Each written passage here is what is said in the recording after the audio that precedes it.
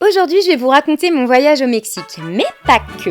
Je vais vous transmettre tout ce que j'y ai appris et essayer de vous faire rêver un peu. J'ai eu la chance d'être invitée là-bas par Disney pour la sortie de leur nouveau dessin animé Pixar, Coco, et promis, je ne vous spoile pas. Donc si vous voulez apprendre plein de belles choses sur les coutumes du Mexique, mais aussi sur les liens entre le pays et le film, vous êtes au bon endroit. Et entre nous, il y a pas mal de choses vraiment trop classe à sortir en repas de famille. Donc c'est parti, on va commencer. Donc on est arrivé le 1er novembre en plein dans les festivités liées à Dia de los Muertos. C'est une fête vraiment incroyable au Mexique durant laquelle on célèbre nos morts. Donc dit comme ça, c'est particulier, mais c'est une fête vraiment très joyeuse durant laquelle les Mexicains peuvent vraiment partager avec eux. Et oui, ça paraît assez curieux comme ça, mais je vais tout vous expliquer. Déjà, Coco, c'est l'histoire d'un petit garçon passionné par la musique, mais malheureusement, sa famille lui interdit d'en jouer car de génération en génération, s'est transmis une sorte de haine de la musique. Après, vous comprendrez tout ça dans le film, mais c'est un dessin animé très prenant, très émouvant et j'ai eu l'occasion de le regarder pour la première fois avec ma chère Lola Dubini que vous devez connaître. Et pour tout vous dire, on a pleuré à plusieurs reprises et c'est vraiment une très belle histoire. Pour nous mettre dans le bain dès notre arrivée, on était attendus à l'école Jean Piaget pour aller à la rencontre d'une centaine de petits-enfants, tous aussi mignons les uns que les autres. Ils nous ont chanté de très belles chansons et je vais vous laisser avec quelques secondes de leurs jolis petits chants et vous verrez, c'est vraiment trop mignon.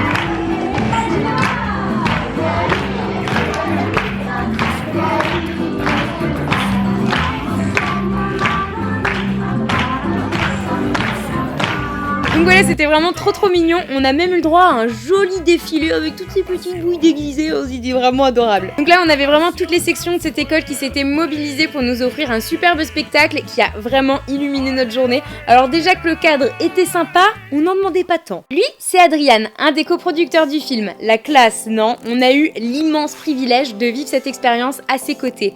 Durant une présentation, on a même eu la chance qu'il nous partage les coulisses du film, ses inspirations, le choix des musiques, la scénographie, les expériences personnelles qui l'ont amené aussi à imaginer l'histoire de Coco. Enfin, c'était vraiment un très beau moment d'échange au sujet d'une histoire qui est vraiment aussi touchante que festive. Moi, je me suis un petit peu prise pour une journaliste là sur cette phrase.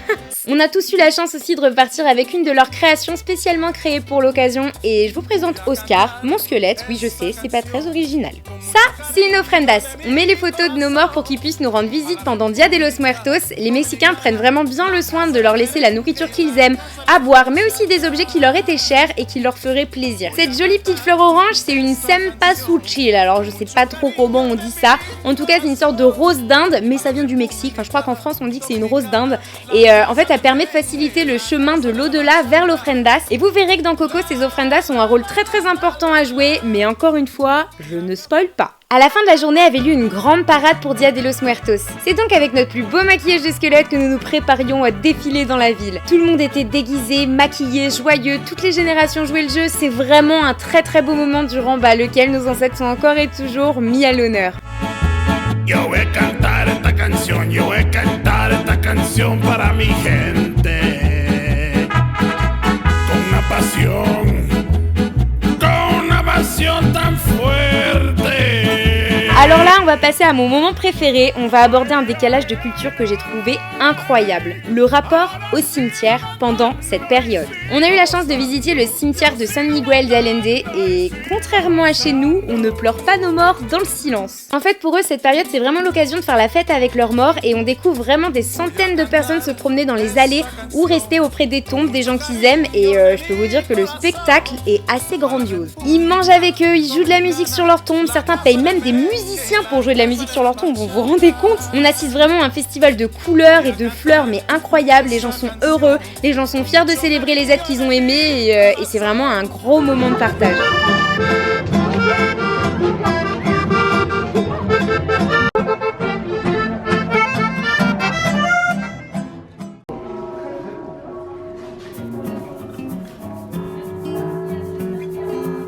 Le soir, on a eu la chance de mettre en place notre propre ofrendas pour célébrer nos propres morts. Ça fait bizarre de dire nos propres morts comme ça dans une vidéo, mais là-bas, c'est vraiment un rapport différent à la mort à cette période-là. C'était vraiment un super moment de partage durant lequel tout le monde a mis du cœur à l'ouvrage pour créer cette ofrendas avec des fleurs, de la nourriture, des graines. Tout était vraiment là pour créer la meilleure des ofrendas et c'était un super moment.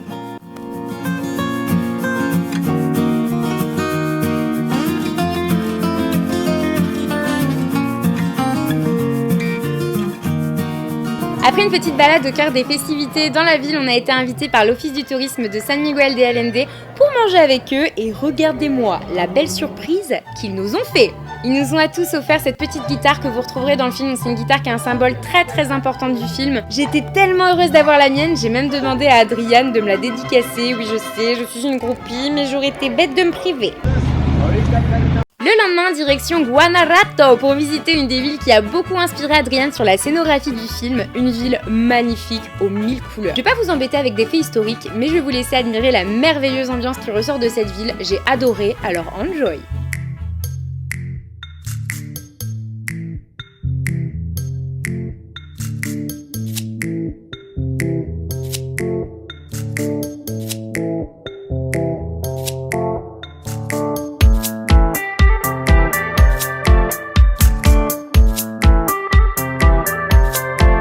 On arrive déjà à la fin de notre histoire, à la fin de ces 4 jours de folie. Donc pendant ce dernier jour, on en a profité pour visiter le musée du jouet ainsi que d'acheter des souvenirs et des cadeaux pour nos familles. On a vagabondé pendant 1 heure dans le marché couvert de San Miguel de Allende et on a tous trouvé notre bonheur.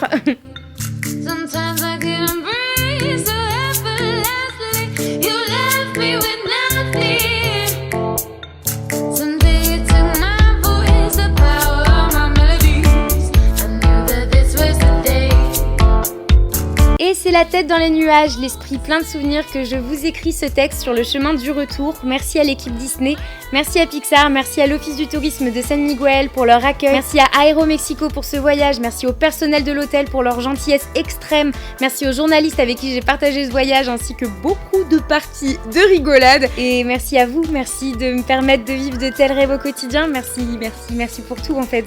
J'espère que ce format vous aura plu, comme vous le savez, je viens de terminer mon master dans le tourisme et le voyage fait partie de mes plus grandes passions. Donc si vous souhaitez que je vous fasse ce genre de vidéos informatives plus souvent quand je pars en voyage, laissez un pouce en l'air et dites-le moi dans les commentaires. Personnellement, je serais ravie de connaître votre avis et surtout de savoir si je vous ai appris des choses. Oui. En tout cas, merci à tous et à très vite pour de nouvelles aventures. Hasta luego.